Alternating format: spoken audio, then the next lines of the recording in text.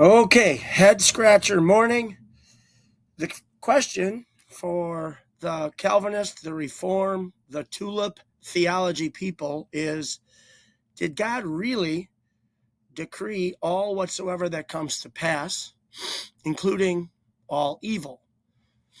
I know that Genesis 50:20 is a classic place for the Reformers, Tulip people, to go to and say, this proves right here, God must decree, ordain, write evil into history so that he can sometimes accomplish good through it. Then they'll take you to Romans 8:28, 29, 30. And then I say, but is that really true? We're going to run through Genesis and just look a few things over, and I'll ask questions along the way, just so you can see what some reformers say. This is all stuff from Ligonier Ministries, which of course is R.C. Sproul, strong, staunch Calvinist reformer. Here's a couple other websites that gave me definitions of sovereignty from Reformed theology. Now let's just run through Genesis for 1 minute here and just look at a number of things that certainly could be something other than a divine meticulous decree, control of all dust particles, and including evil. And we know God can't be the author of evil, right? Let's see here. We've got obedience. Why obedience? Why the command of obedience? If everything's been decree, those people are either going to be obedient by decree or not. So telling us to be obedient is very interesting. Doesn't seem to make sense. Joseph was always a godly man, the most godly in the house besides the father. So, because he was God-fearing, did God just choose him to be the centerpiece of a great story? Okay. Notice conditions. If you're honest men, by the way, that's Genesis 42:19. We're only in Genesis, I think, for a while. Then, and this is Joseph talking to the brothers. Now, through this request of obedience, what do we learn from Calvinism, Reformed theology? If everything's been determined, I read this story and say, well, I'm only going to be obedient if it's in my will.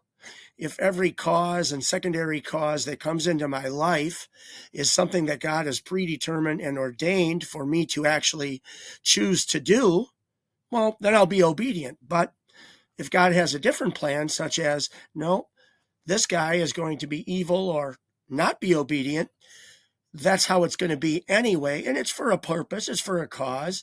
It could be a secondary cause. It could be a means to something better for someone else. It could be the means. The decree could be the means of me making a choice that is negative for someone else. It all depends. So why these words? As we continue to go through, look at those words. We're going to see all of those things in the story. Notice Joseph, when he's in front of the Pharaoh, says all godly things, knowing that he's risking death, but he gives honor and glory and praise to God. Now, why am I saying that? Because under free will, I read this story now and I go, the next time I'm put in a hard place, do I freely choose to give God the glory and to stand strong in the promises and claim Jesus Christ as the Savior, Lord, King of all? Or do I run? Well, this story tells me to stand firm. But underneath Calvinism, who the heck cares or who the heck knows what's going to happen during that time? Notice all the human trials, all of the emotions, God-given emotions that show up, all of the regular human things that show up that are powerful, such as hunger is a powerful thing. Well, Joseph's brothers are going to be really hungry pretty soon. And money, what an important thing. They're going to have sacks filled with silver, and they're going to either love it, use it, spend it, or they're going to have fear, guilt, and remorse because of this amazing plan. If you know the story well, you know what happens. More conditions, okay? Notice, here it is, remorse, guilt, the recognition of sins.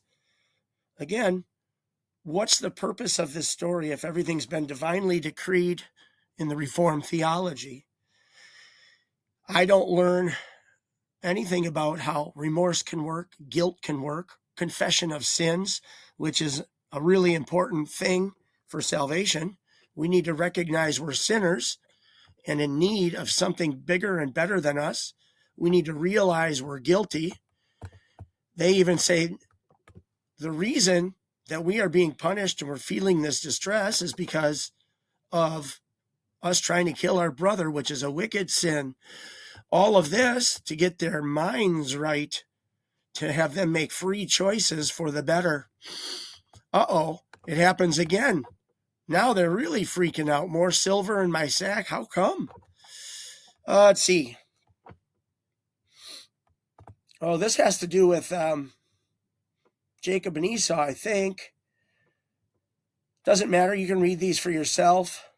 Oh, here. Now this is Deuteronomy, but God has chosen a people, not one person, a people from all the face of the earth to be his treasured possession. Does that really mean salvation? I don't know. I think it has to do with a chosen people that have come through Isaac and not Ishmael. And of course, I think that compares to Romans 9. Oh, why did he choose Abraham? Does it say here for salvation? Head scratchers, right? Or does it say, nope, God, I chose Abraham so that he will be a good leader and a good father who will teach his children about me. And he will bring his families up in the way that they should go. And because of the patriarchal system and the system of parenthood, these sons of his will grow up, hopefully teaching their sons what's right. Abraham will direct his household. That's why he was chosen. I'll stop here. I've got 57 more head-scratching questions related to the first 5 books of the Bible, Abraham, mostly Genesis. Why did God do these things if he has meticulous control? Why write these things? Why record these things if really they're at the bottom line, at the root, they're not going to change what I do as a Christian. They're not really going to factor in.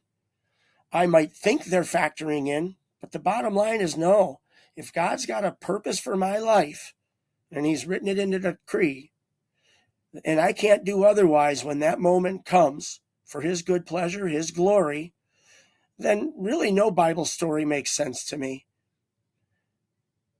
Now, if I can learn from the Bible story so I can make better choices when I'm faced with a tough situation, if I can use the strength of Bible figures that did it right and were blessed in the end, and I can claim those promises knowing God does not forsake. Head scratchers abound.